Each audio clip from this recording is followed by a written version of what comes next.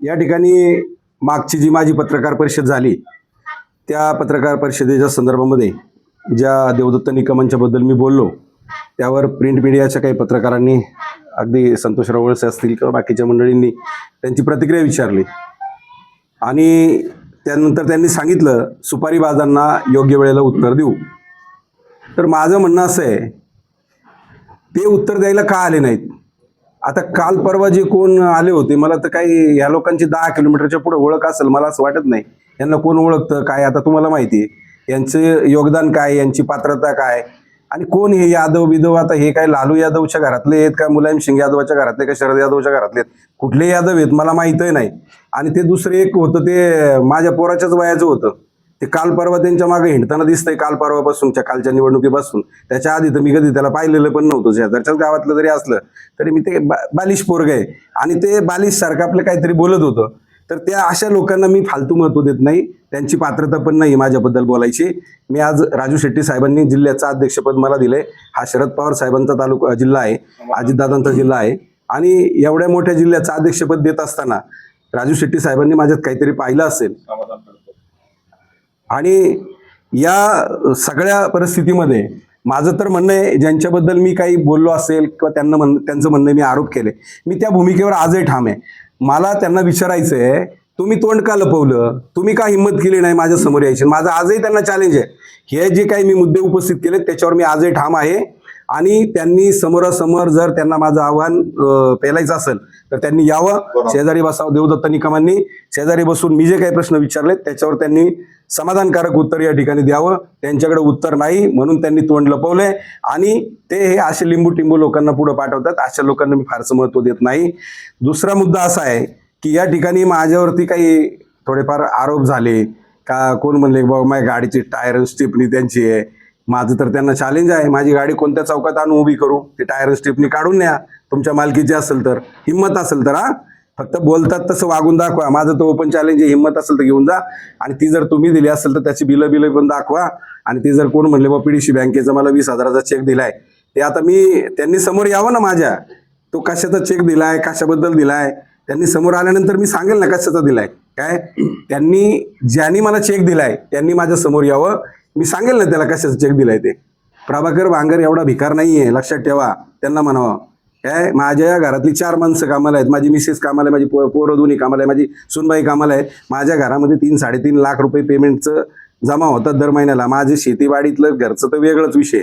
लक्षात घ्या मी कोणाच्या पाकिटावर तुकड्यावर जगणारा माणूस नाही आहे. कोणाशी पण 2 हात करायची आमची तयारी असती ती पण माझं वैयक्तिक भांडण म्हणून नाही.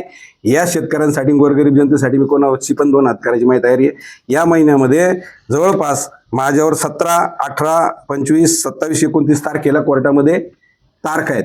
हे काय कोणाची जमीन लाटली म्हणून नाही कोणाचा बलात्कार केला म्हणून नाही काय. आता तेही प्रकरण माझ्याकडे आलेले पारगाव पोलीस स्टेशनला जे काही प्रकार घडला यांच्या बाबतीमध्ये त्याचे हे बघा त्याचे सगळं मी घेऊन आलोय. जरी सेशन कोर्टामध्ये काही केलं असेल गडबडी तुम्ही आणि निकाल तुमच्या बाजूने लावून घेतला असेल तर त्याच्या संदर्भामध्ये पारगाव पोलिसांशी मी बोललोय. त्यांनी हायकोर्टामध्ये त्या संदर्भामध्ये अपील केलेलं आहे. त्यामुळं तुमचं पाप झाकलं जाणार नाही हे लक्षात घ्या. तिथं काहीतरी चेंडागुंडी केली असेल तुम्ही पण ते पाप झाकत नसतं. 15 वर्षाच्या अल्पवयीन मुलीवर त्या ठिकाणी अत्याचार झालेले बलात्कार झालेला आहे. काळूराम गायकवाडचा विषय मी आता त्या ठिकाणी उपस्थित केला. त्याच्या सुद्धा सॅलरी स्लिप माझ्याकडे आहे. बाजार समितीमध्ये हा कामाला होता आणि हे म्हणले आमच्याकडे कामालाच नाही तसं पत्र त्यांनी पोलीस स्टेशनला दिलेलं आहे. त्याचे पण पुरावे माझ्याकडे आहे. आणि एका बाजूला एका ठाकर समाजाच्या गरीब समाजाच्या मुलीवर बलात्कार अत्याचार करताय. एका बाजूला दलित समाजाच्या एका कार्यकर्त्याच्या बाबतीमध्ये एका गरीब विचाराच्या बाबतीमध्ये त्याला चोरीचा खोटा आळ घेऊन कामावून काढून टाकताय आणि त्याच्या कुटुंबावर उपासमारीची वेळ आणून त्याला आत्महत्या करायची वेळ आणताय. अरे काय आणि तुम्हाला काय नैतिकता आहे समाजामध्ये फिरण्याची तुमची काय पात्रता आहे. प्रभाकर भांगरवर जे गुन्हे दाखल आहेत मी मागाशी सांगितलं चोरी खून बलात्कार किंवा अशा भानगडी केलेल्याचे गुन्हे नाही आहेत. ते शेतकऱ्यांसाठी गोरगरिबांसाठी जे आंदोलन करतो त्यांच्या न्यायासाठी त्याचे गुन्हे माझ्यावर दाखल आहेत. त्यामुळं अशा अनेक गोष्टी आहेत. मला कोणावर हे करायचं नाही. राहिला प्रश्न जे माझ्या विरोधामध्ये तुम्ही पत्रकार परिषद झाल्यानंतर कमेंट करतायत खाली कमेंट पास करतायत ते कंत्राटी ठेवलेले आहेत भाटोत्री त्यांना मला एकच सांगायचंय मी सगळ्याचे स्क्रीनशॉट काढून ठेवलेले आहेत. मी सकाळीच माझ्या मिसेसशी बोललोय. माझी मिसेसचं पण लॉ झालेलं आहे. माझे मामा पण वकील आहेत. काळजी करू नका. तुम्हाला जर नीट राहायचं असेल नीट वागायचं असेल कोणाचं तरी भाडोत्री म्हणून जगायचं असेल तर नादाला लागा माझ्या. आणि मागं भुकणाऱ्या कुत्र्यांना मी बिस्किट टाकत नसतो. कारण अशा कुत्र्यांना माझ्याकडे किंमत नसते. तुम्हाला बाळांनो तुमचं भविष्य चांगलं करायचं असेल तर अजूनही तुम्हाला एक संधी देतो. जर तुम्हाला माझ्या नादाला लागायचंच असेल तर सगळ्यांचा एकत्रित कार्यक्रम करण्याची माझी तयारी आहे. कायद्याद्वारे इथं मानहानी करणं, एखाद्याच्या बद्दल अपशब्द बोलणं हे तुम्हाला काही लायसन दिलेलं नाही. हे कायद्याचं राज्य आहे. आणि मी सुद्धा जेव्हा बोलतो ते पुराव्यानिशी बोलतो. कारखान्याच्या संदर्भात सुद्धा मी काही बोललो तेही आपण ऐकलेलं आहे. 2009ला भागविकास निधी पहिल्यांदा यांनी कापायला सुरुवात केली. त्यानंतर त्या भागविकास निधीतून जी कामं झाली ते ठेकेदार कोण होते, ती लॉबी सगळी यांच्याच जवळची होती, ती तपासा.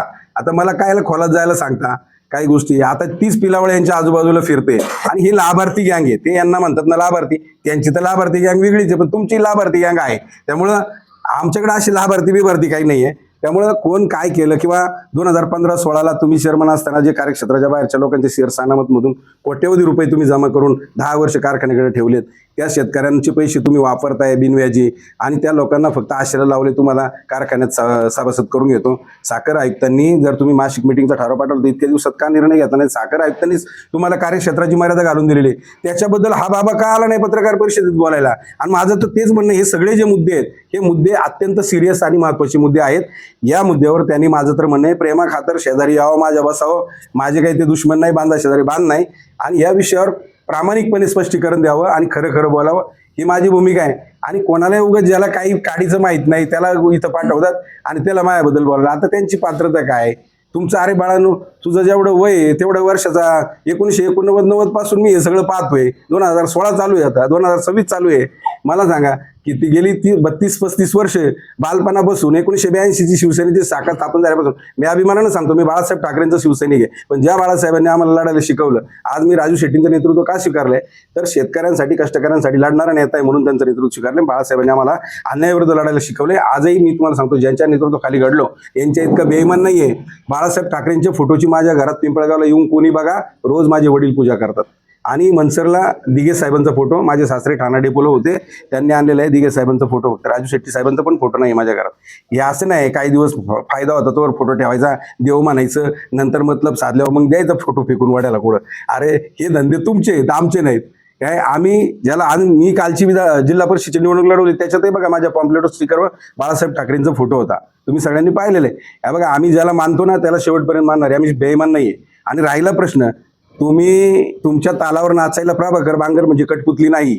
मी तुमच्याही तालावर नाचत नाही, त्यांच्याही तालावर नाचत नाही. हे बघा, आम्ही राष्ट्रवादी खुर्दच्याही विरोधात आहे, बुद्रुकच्याही विरोधात आहे.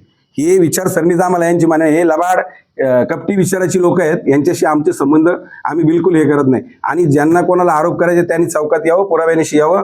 आपण त्याला समर्थ आहे. तुम्ही पाहिजे ती शिक्षा घ्यायला आपण तयार आहे. सुपारी वाद दर नेमकं म्हणजे असं काय उद्देश म्हणतो तुम्हाला, काय काय? आता त्यांनीच मला वाटतं ते 20,000ची काय सुपारी दिली असेल कुठली काय माहिती, त्यांनाच विचारा. 20,000 दिलेत ना.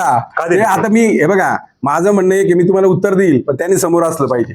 समोरचं नाही, दाखवलेलं आहे. हा दिलेत ना, नाही कोण म्हणलंय काय दिले होते 20,000? त्यांनी ना थापलिंग देवस्थानाच्या देवळामध्ये शिरावं.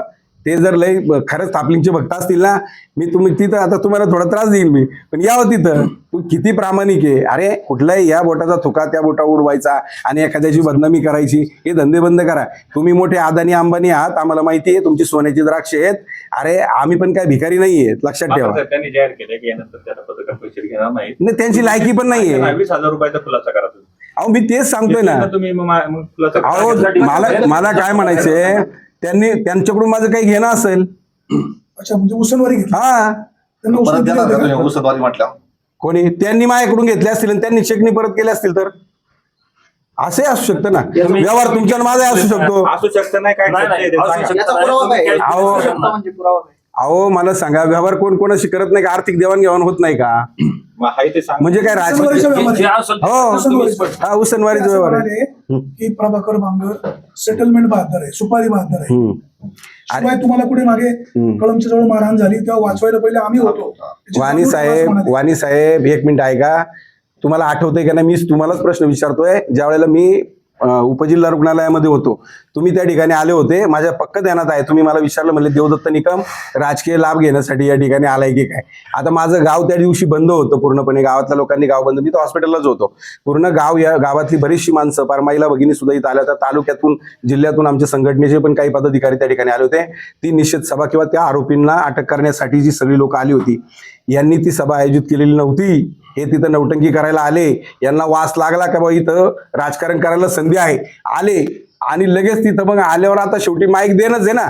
तो कार्यक्रम आता तुम्ही पाहिलं, कोणी अरेंज केला होता, कोण लोक उत्स्फूर्तपणे आली होती सगळी. ही काही त्यांनी आणलेली किंवा त्यांनी आयोजित केलेला कार्यक्रम नव्हता तो बरोबर त्याची राजकीय पोळी भाजायला तिथं त्या ठिकाणी आला होता. आणि हा प्रश्न वाणी साहेब तुम्हीच मला विचारला होता, पण तरी मी संयमाने उत्तर दिलं. आमचं कामच एकच मिनिट ऐका ना, ते योग्य आहे, तुम्ही विचारलं, मी त्याबद्दल दुमत नाही म्हणत, पण मी त्यावेळेला उत्तरही दिलं होतं की बाबा चला, माझ्या ह्या प्रसंगामध्ये ते आलेत, मी त्याच्याबद्दल काही चुकीचं बोलणार नाही, आले त्यांचं स्वागत आहे. मला ते राजकीय फायद्यासाठी आले का कायसाठी आले ही वेळ ती बोलण्याची नाही, एवढं मी नैतिकतेला धरून उत्तर दिलेलं आहे. परंतु ते 100% त्यांची राजकीय पुढे आता बरोबर गावलंय. या प्रकरणाचं राजकारण करायला आपल्याला संधी गावली. प्रभाकरची जवळ गरज होती तोवर प्रभाकरला वापरून घेतला. मग जिल्हा परिषदेच्या वेळेला राजू शेट्टी साहेबांशी पण मी आता बोललोय. राजू शेट्टी साहेब मला म्हणले, जेव्हा मी तुमच्या भागातील तेव्हा पत्रकारांनी हा प्रश्न मला विचारावा, म्हणलं साहेब तुम्ही एकदा या गोष्टीचा खुलासा करा का तुम्ही मला याला पाठिंबा द्यायला कशासाठी सांगितला होता आणि काय शब्द घ्यायला सांगितला होता. आणि आमची स्वाभिमानीची भूमिका भाजपच्या विरोधात आहे. भाजप हे शेतकरी विरोधी धोरणं राबवते, म्हणून भाजप विरोधी आघाडीचा तो उमेदवार असल्यामुळं राजू शेट्टी साहेबांनी मला पटकन मान्यता दिली. आणि मान्यता देताना मला एक सांगितलं की त्याच्याकडून जिल्हा परिषदचा तसं काही पाठिंबा देऊ नको, शब्द घे. आणि तो शब्द त्यांनी पाळला नाही आणि बेईमानी केली. उलट मी जर उभा नसतो राहिलो तर माझी बदनामी झाली असती, म्हणून मी अपक्ष उभा राहिलो. आणि त्यानंतर यांनी माझी बदनामी केली, म्हणले विष्णू काकांनी त्याला 25 लाख रुपये देऊन उभा केला. अरे एवढी घाणेरडी पातळी, ठीक आहे नका देऊ उमेदवारी मला पाठिंबा, कमीत कमी माझी बदनामी तरी नका करू. आणि म्हणून प्रभाकर बांगर ह्या ठिकाणी का चिडलाय याचं कारण ते, मी कालपर्यंत तुमचं काहीच धुणं काढत नव्हतो. ठीक आहे, तुमच्या काय भानगडी चालल्यात मी त्याच्याकडे दुर्लक्ष करत होतो, पण आज मला ही वेळ तुम्ही आणलेली आहे. तुम्ही कारण नसताना माझ्या शेपटावर पाय दिलाय. प्रभाकर बांगर एकदा पेटल्यानंतर तो विजत नसतो, लक्षात ठेवा. मी मागं हटणारा कार्यकर्ता नाही, मी भल्याची टक्कर. भले मुख्यमंत्र्याच्या सभेत घुसायची आमची तयारी असते, उपमुख्यमंत्र्याच्या पाहिलं अजितदादांच्या वार्षिक सभेमध्ये जिल्हा दूध सांगायचा, आम्ही घाबरत नसतो कोणाला. ती सुरक्षा व्यवस्था किती असू, Z+ असू नाही तर आणखीन कोणती असो, एकदा घुसायचं म्हणलं का आम्ही घुसतोय. आणि त्याच्या केसेस सुद्धा आमच्यावर आहेत. आता मी मागे सांगितलं याच महिन्यात 5 तारखा आहेत माझ्या कोर्टामध्ये, मी घाबरत नाही त्याला. पत्रकार परिषदेमध्ये ते म्हणले, अरे तुरे तुम्ही अरे तुरे करता देवदत्त निकम यांना, राजकारणाची सभ्य भाषा. यापुढे तुम्हाला ते अरे तुरे आता कसं बोलले, एकदम भारी बोलले तुम्ही. काल माझं नाव घेताना कशा भाषेत बोलले ते, चांगलं नाव घेतलं, प्रभूंनी उल्लेख घेतला, हा श्रीरामाचा उल्लेख केला. मग आदरणीय देवदत्तजी म्हणतो मी. ते जर मला रिस्पेक्ट देणार असतील तर मी रिस्पेक्ट देतो. हा. आता तुम्हाला जो जेडपीचा शब्द दिला होता देवदत्त निकम यांनी, तो पाळला नाही म्हणून तुम्ही वैयक्तिक टीकेवर नाही नुसतं ते नाही, तेच कारण नाही, वैयक्तिक ते नाही, राजकीय ते मी एक सांगितलं. त्याच्यानंतर सुद्धा जी माझी बदनामी त्यांनी केली, त्या काळामध्ये माझी बदनामी केली. त्यानंतर साधं जिल्हा परिषदच्या मला उमेदवारी नाही देऊ दे, साधं मला एक फोन सुद्धा किंवा विचारलं सुद्धा नाही, परस्पर उमेदवारी जाहीर केली. आणि त्याच्यानंतरही ज्या पद्धतीनं माझी बदनामी करायचं किंवा माझ्या कुरकुड्या करायचं, मला एकटं पाडण्याचा प्रयत्न त्यांनी केला किंवा हे सगळ्या ज्या गोष्टी केलेल्या आहेत त्याच्या संदर्भामध्ये सुद्धा ज्या वेळेला तुम्ही काही लोकांना पुढं करून माझी बदनामी करायचा प्रयत्न करता, त्यावेळेला मी सुद्धा तुमच्या भानगडी बाहेर काढल्याशिवाय गप्प नाही बसणार. आता तुम्ही पत्रकार म्हणून प्रश्न विचारला, त्यांची ती भाडोत्री गँग आहे खाली, ती लगेच मला खाली ट्रोल करायला, लगेच पाकिटवाला, आमक मॅनेज, काय आणखी काय काय वाटतं, पार सेटलमेंट किंग, परत पार माझ्या आईवर शिवे देण्यापर्यंत. तुम्हाला ते पांडुरंग सरोदे म्हणून कवट्याचा त्यांचा कार्यकर्ता आहे. तुम्हाला आता आईवर असं बोलावं हे पटतंय का तुम्हाला? मला तुम्हाला विचारा, तुम्हाला पण आया बहिणी आहेत, आम्ही वाचलेलं नाही. हे मी देतो ना तुम्हाला, पुरावे देतो. माझ्या स्क्रीनशॉट सगळ्यांचे काढून ठेवले.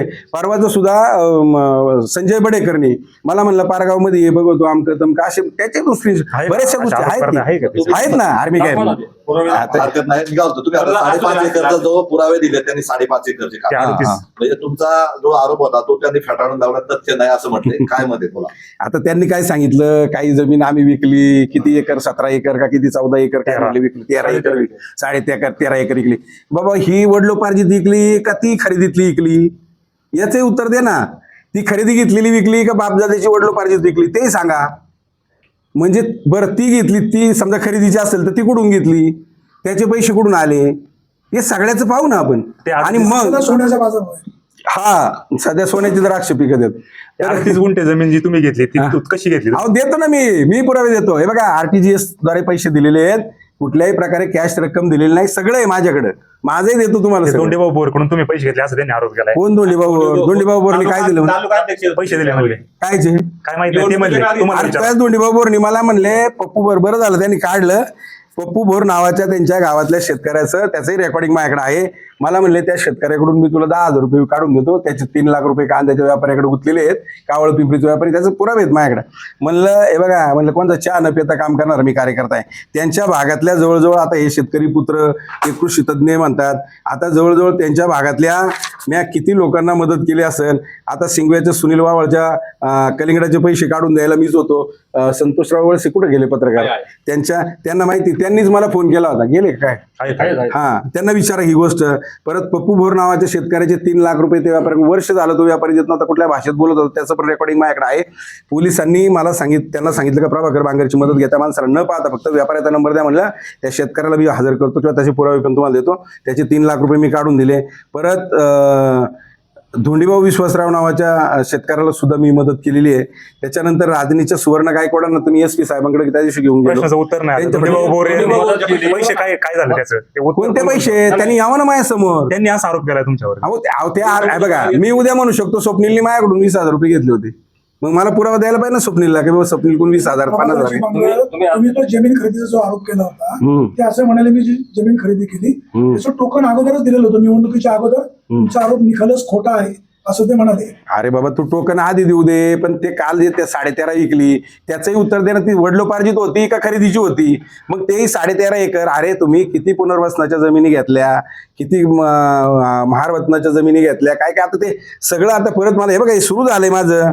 हे बघा, त्यांच्या घरातले पराक्रमाचं ते अल्पवयीन मुलीवर अत्याचार झालेल्याचं मी काढले की पोलीस स्टेशननी मला माहिती दिली. आता सेशन कोर्टात जरी यांनी काही गडबड करून निकाल लावून घेतला असला तरी ते हायकोर्टामध्ये गेलेले आहेत. हे पोलिसांनी शासन, हे आपलं त्याचं काय ना, घनश्याम हरिदास निकम. आणि याच्यात काय लिहिलं ते वाचा, त्यांची फिर्याद वाचा, त्यांचे जबाब वाचा, हे सगळं माझ्याकडे. हे आता ही जी पत्रकार परिषद आली आहे त्याचा काय संबंध आहे? आता हे त्यांचे पराक्रम आहेत, त्यांच्या घरातल्यांचे. हे बलात्कारी माणसं आहेत, हे मी नाही सांगत, ही फिर्याद सांगते. बलात्कारी इकडे या काळूराम गायकवाडला आत्महत्या करायला लावली. बांगर साहेब, ही जी घटना घडली ती इलेक्शनच्या आधी घडली होती. घडू दे ना, का बाय, बलात्कार काल घडला काय आणि 10 वर्षापूर्वी घडला काय, फरक काय? ती जी घटना घडली होती ना, वाणी साहेब एक मिनिट, ती जी घटना घडली होती ना ती इलेक्शनच्या आधी घडली होती आणि त्यांनी जमीन इलेक्शन नंतर घेतली. तरी तुम्ही त्यांच्याकडून ZP साठी शब्द घ्यायचा प्रयत्न केला. याच्यात तुमची चूक होती असं तुम्हाला वाटत नाही का? याच्यात काय चूक आहे? राजकारणात आता दोन्ही शिवसेना एकत्र होत्या, सगळ्या होत्या. चुकीचं काय विषय? हे बघा, राजकारणामध्ये या गोष्टी चालूच राहतात. तो त्यांनी केलेलं पाप त्यांच्या बरोबर आहे. म्हणजे एक लक्षात घ्या, राजकारणामध्ये तुम्ही चुकीच्या एक माणसाच्या व्यक्ती, संगतीत गेले असं तुम्हाला वाटत? आता तर तसंच वाटायला लागले. काय असतंय चुकीच्या, इकडे काय झालंय, इकडचा अनुभव वाईट आला आणि तिकडचा वाईट आला. त्यामुळं चुकीच्या माणसाबरोबर गेल्याचं आम्हाला काय असतं माहिती का? ज्या वेळेला मी तुमच्या बरोबर काही दिवस संगत करतो ना, त्यावेळेला माणूस वरून खूप चांगला दिसतो, पण ज्या वेळेला तुमच्या संगतीत राहिल्यानंतर तुमचे गुण अवगुण कळायला सुरुवात होतात आणि काही भानगडी कळायला सुरुवात कधी होतात. कळलं तुम्हाला चुकीचा माणूस? तुम्ही टार्गेट करताय का? नाही, काय टार्गेट कर, त्याचा काय बांधा शेजारी बांधे का माझा? तो नागापूरचा, मी पिंपळगावचा, काय पडलं? देखील जमिनी घेतलेल्या आहेत, त्याच्यावर तुम्ही पण शब्द काढत नाही. अहो आहे ना, आता वळसे पाटलांची सुद्धा त्यांच्या वडिलांची बजाज स्कूटर होती, पिठाची गिरणी होती, वळसे मळ्यातली गिरण सोडून काय नव्हतं त्यांचे, पण त्यांच्याही संपत्तीत वाढ झाली. आता ते 8 वेळा आमदार येते, त्यांना आता पेन्शनही भरपूर येत असेल, मानधनही भरपूर येत असेल, येतच असं नाही येतच, हे काही जग जाहीरच आहे, त्याच्यात काय सांगायचं. त्यामुळे त्यांच्या संपत्तीत वाढ होणारच ना. मानधन कोणतं? आमदाराला मानधन आहे 5 वर्षानंतर, दर 5 वर्षांनी त्याच्यात वाढ होत जाते. 8वी टर्म आहे त्यांची. हे सगळं झालं. आता तुम्ही ज्या पद्धतीने सांगितलं का तुमच्या घरामध्ये दर महिन्याला 3.5 लाख रुपये येतात, बरोबर? इन्कम टॅक्स पण भरतो आम्ही शासनाचा, ते पण आहे, इन्कम टॅक्स रिटर्न पण आहे आमचं. जे काय आहे किती आता या वर्षाचा किती इन्कम टॅक्स कापला गेलाय ते दाखवतो तुम्हाला. निकम साहेबांचं आम्ही हे पाहिलं, इन्कम टॅक्स त्यांचा 1 कोटी रुपयाचा नफा दरवर्षी होतो, बरोबर? आणि तुम्ही सोन्याची द्राक्ष जे काय असतील ते, पण त्याबरोबर तुम्ही एक विषय असा आहे का तुमची जी गाडी आहे ना ती लोक वर्गणीतून झालेली आहे, लोक तुम्हाला देणग्या देतात. आणि तसं पाहायला गेलं तर मग गरीब कोण आहे नक्की? आज आमच्यासारखे बातमीदार तुमच्या जाहिराती, हे बघा, एकच सेकंद. बोला. सगळे करत असताना नक्की आता आम्हाला असं वाटायला लागले का गरीब नक्की पत्रकार आणि सामान्य जनताचे, कारण तुमच्या घरात लाखो रुपये दिसतात आम्हाला. जे आहे कसं समजायचं? थांबा ना 2 मिनिटं मला बोल. आता हे गावडे आहेत समोर पत्रकार. गावडे साहेब, तुम्हाला सगळं माहिती आहे. तुमच्या गावात जेव्हा मी दशकरेला आलो, तुमच्याच गावातली ती घटना आहे. माझ्या मनातही नव्हतं, ध्यानातही नव्हतं. पसायदान झालं, समोरची लोक उठली, माझ्या बाजूने गोळा झाली आणि त्या बिचाऱ्यांनी मी कन्फ्यूज होतो, मला आश्चर्य होतं, ते कन्फ्यूज झालं. ते मला म्हणले बाळा आता तुला आमचं ऐकावं लागेल. मी म्हणलं असं का म्हणायला लागले ती लोक? मी म्हणलं मला काही कळालं नाही, मी कधी ऐकत नाही तुमचं. ते म्हणाले नाही तू आता मोटरसायकलवरून फिरायचं नाही, आम्ही ठरवलंय तुला 4 चाकी गाडी घेऊन द्यायची. त्या दशकरेच्या कार्यक्रमातच लोकांनी वर्गणी करायला गोळा करायला सुरुवात झाली. आता मी काहीच बोललो नाही, मी त्याच्यानंतर मी शांत राहिलो. आता मला सांगा, तुम्ही जर स्वतःहून काही गोष्टी माझ्यासाठी करू इच्छित आहे तर मी त्याचा अनादर करू का? मी काहीच बोललो नाही. ते मला म्हणले बांगर साहेब तिथं पण पैसे बरेचसे गोळा केले. म्हणले आम्हाला चांगली ठराविक रक्कम तुम्हाला द्यायची, एक 4-5 दिवसांनी तुम्हाला आम्ही गावात बोलवू, त्यावेळेला तुम्ही या. त्यांनी मला गावात बोलवलं आणि विठ्ठल रुक्मिणीच्या मंदिरापुढंच सगळी वडीलधारी मंडळी बसलेल्याच पाहिजे, त्यांच्याकडे मी घेऊन जाईल तुम्हाला. त्या मंडळींनी त्या ठिकाणी जवळपास 50,000 रुपये, मला वाटतं काहीतरी 51,000 रुपये जमा झाले होते. सरपंच विजूला पण बोलवलं, विजूला सांगितलं तू 2,500 दे. आपले नामदेव कारभारी ते पण म्हणले विजू सरपंच तू 2,500 दे. आणि अजून आपले दुसरे कोण होते त्यांना 2,500. आणि त्या बाबांनी स्वतःची बंडीवर केली, कोपरीत हात घातला आणि वरचे 555 मी देतो. 55,555 रुपये त्या पोराला द्यायचे. म्हणले प्रामाणिकपणे काम करणारे पोरगे शेतकऱ्यासाठी. आणि त्या लोकांनी ते पैसे मला स्वतःहून दिले. त्यानंतर माझ्याबरोबरच्या काही कार्यकर्त्यांनी फक्त सोशल मीडियावर त्याची पोस्ट केली. मी एकाही माणसाच्या दारामध्ये पैसे मागायला गेलो नाही, कोणाच्याकडे मागितलं असेल तर त्यांनी सांगावं. आणि मदतीचा ओघ त्यानंतर सुरू झाला. लाखनगाव सारख्या शेतकऱ्यांनी सुद्धा 45,000 रुपये दिले. माझ्या घरामध्ये 3.5 लाख रुपये दर म्हणले त्यांनी काय दिले असते पैसे तुम्हाला? ऐकून घ्या, एक लक्षात घ्या, लोकांच्या इच्छेचा अनादर आम्ही करू शकत नाही. आणि येतात म्हणजे ते कष्टाचे येतात, काहीतरी असे लबाड्या भानगडी, उलटे पालटे जमीन खरेदी विक्रीचे व्यवहार, पुनर्वसनाच्या जमीन घे, याच्या जमीन घे, अशा भानगडी नाही करत प्रभाकर भांग. घेतलं ना, आता मी काढल्यावर सांगतो की सगळं. कमिटीच्या आवारामध्ये जे काही कर्मचाऱ्यांचा इश्यू तुम्ही ओपन केला होता, तुम्ही पोलिसांमध्ये जाणार होते, त्याचं पुढे काय झालं? पोलिसांकडे आहेच ती तक्रार दाखल आहे. बघा आता त्याचं काळूराम गायकवाडच्या हे म्हणले आमच्याकडे कामालाच नव्हतं, त्याच्या यांनी व्हाउचर पेमेंट बाजार समितीच्या याच्यावर असताना केलेल्याचे पुरावे मी आणलेले आहेत. परत शरद बँकेमध्ये जे पेमेंट नंतर जमा होत होतं त्याचं ते आहे, आयडेंटिटी कार्ड पण तिथं दिलेलं आहे. आता सफाई कामगारांना मी पण या ठिकाणी बोलवणार आहे. तो प्रकार कशा पद्धतीने झाला ते सफाई कामगार सांगतील. त्यांच्यावर सुद्धा कशा पद्धतीने यांनी सभापती असताना त्यांच्या काळामध्ये अन्याय केलाय हे मी बोलण्यापेक्षा ते लोक येतील, त्यांच्याकडूनच तुम्ही ते समजून घ्या. धन्यवाद.